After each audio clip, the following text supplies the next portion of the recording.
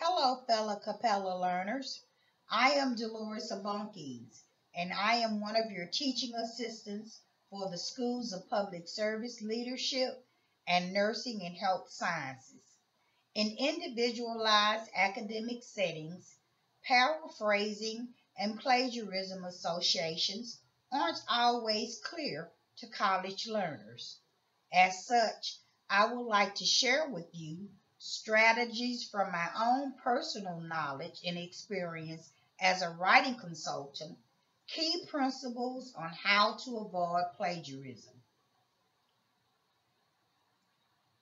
In college writings in particular, most learners assume that the difference between paraphrasing and plagiarism is to simply change the syntax of a sentence structure. For instance, the shifting or the moving around of words in a sentence in what purpose to be one's own composition. More specifically, presenting someone else's opinion or expressing someone else's ideal that is not common knowledge. And finally, using the exact words of the source but failing to put them within quotation marks to credit the source. As a result, I surmise that first-time college learners may not know yet how to paraphrase appropriately or absolutely.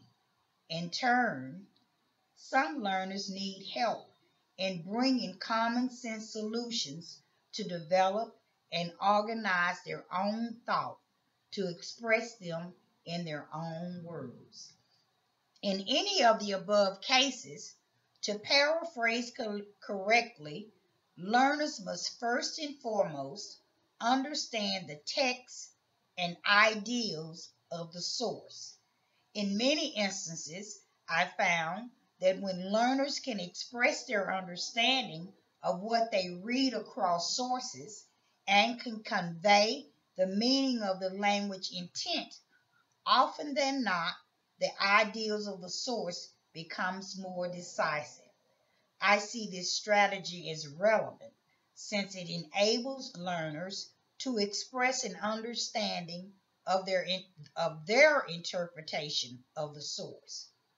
Secondly, the learner must be able to correctly distinguish the writer's tone and stance in the writing. This means that when learners can better identify the language pattern or repetition in the source, they can further their perceptions on the underlying assumptions of the language usage and then co-create new skills on how to observe and respond to the sources as their own.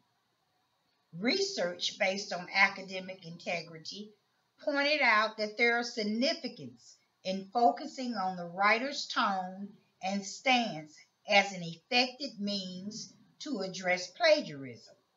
One example of this is expressed in Dr. Meredith's video on Why We Do What We Do, where she noted that no learner at Capella can fully escape the basic pattern we use to talk to each other as scholars.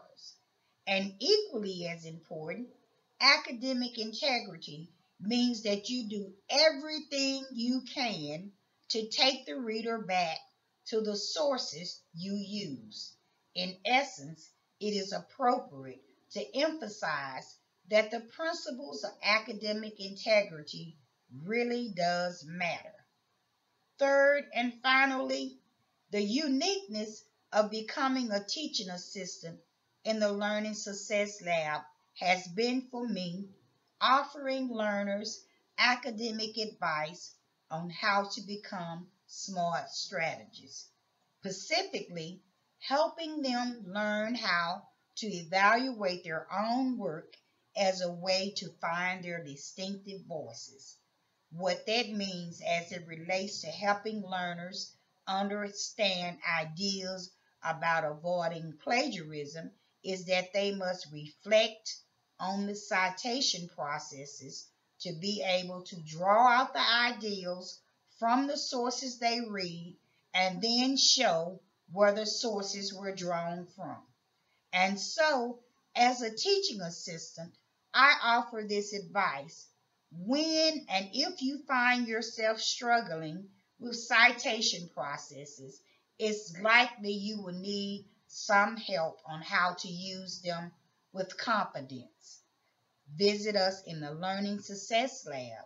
We're only a click away from helping you with understanding the citation processes. We're waiting on you.